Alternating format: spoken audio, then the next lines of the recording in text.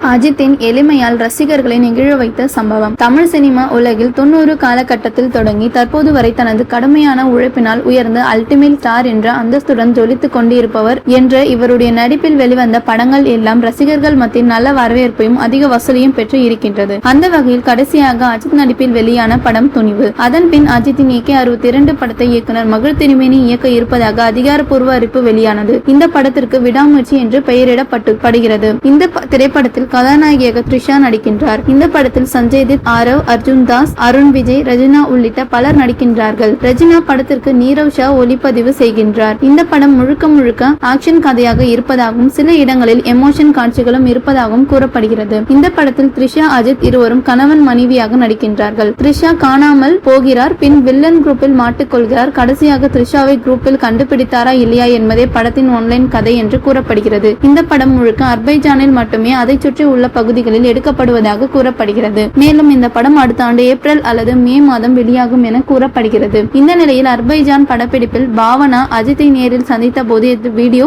தான் தற்போது வெளியாகி இருக்கின்றது.